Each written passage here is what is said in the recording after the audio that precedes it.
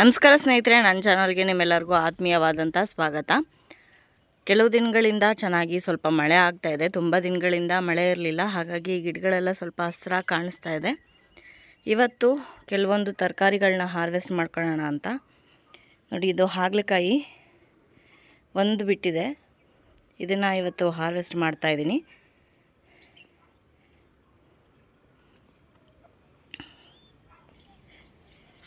ನೋಡಿ, ಒಂದು ಹಾಗಲಕಾಯಿ ಸಿಕ್ಕಿದೆ.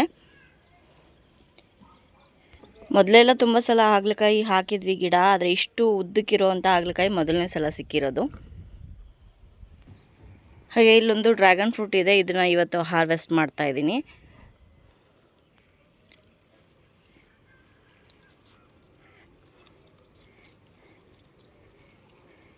ಫುಲ್ಲು ಹಣ್ಣಾಗಿದೆ. ಇನ್ನು ಜಾಸ್ತಿ ದಿನ ಬಿಟ್ಟರೆ ಪಕ್ಷಿಗಳೆಲ್ಲ ತಿಂದಾಕ್ಬಿಡುತ್ತೆ. ಲಾಸ್ಟ್ ಟೈಮ್ ಒಂದು ಹಾಗೆ ಆಗಿತ್ತು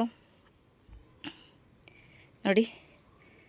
ಸೈಜು ಚೆನ್ನಾಗಿದೆ, ಹಣ್ಣು ಕೂಡ ಪೂರ್ತಿಯಾಗಿ ಆಗಿದೆ.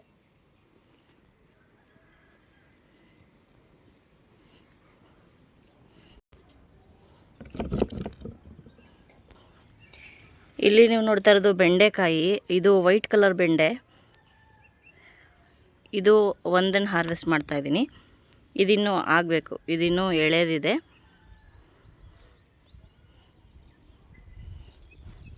ಹಾಗೆ ತಿನ್ಬೋದು, ಹುಳಿಗೆ ಹಾಕ್ಬೋದು, ಚೆನ್ನಾಗಿರುತ್ತೆ.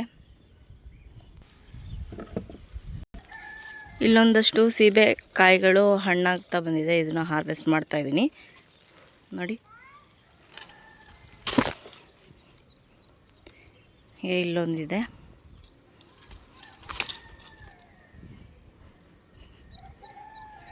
ಇಲ್ಲೊಂದು ಪುಟಾಣಿದು ಹಣ್ಣಾಗ್ಬಿಟ್ಟಿದೆ. ಹಾಗೆ ಇಲ್ಲೊಂದಿದೆ. ಒಟ್ಟು 5 ಕಾಯಿಗಳು.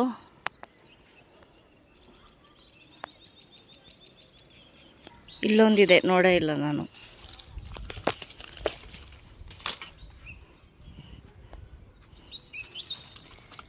ಇಷ್ಟು ಸೀಬೆಕಾಯಿಗಳು ಸಿಕ್ಕಿದೆ.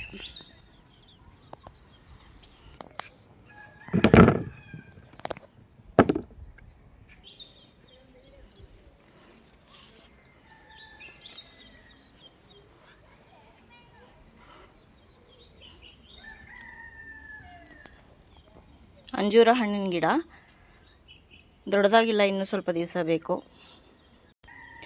ಇದು ಹುರುಳಿಕಾಯಿ ಗಿಡದಲ್ಲಿ ಬೀಜಕ್ಕೆ ಅಂತ ಬಿಟ್ಟಿದ್ದೀವಿ.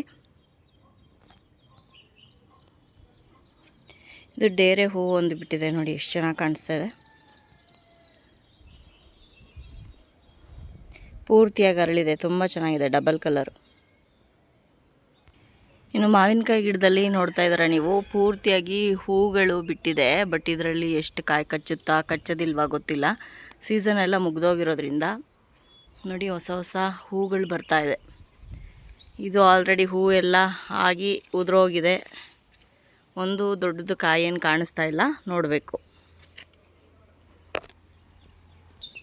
ಇಲ್ಲೊಂದೇ ಒಂದು ಬದನೆಕಾಯಿ ಬಿಟ್ಟಿದೆ.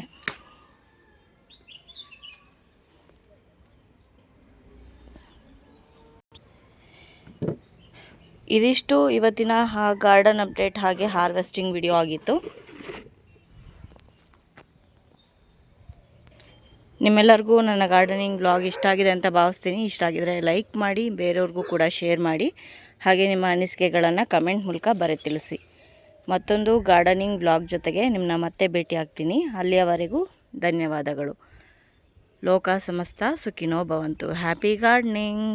ಗಿಡ ಮರ ಬೆಳೆಸಿ, ಪ್ರಕೃತಿಯನ್ನು ಉಳಿಸಿ.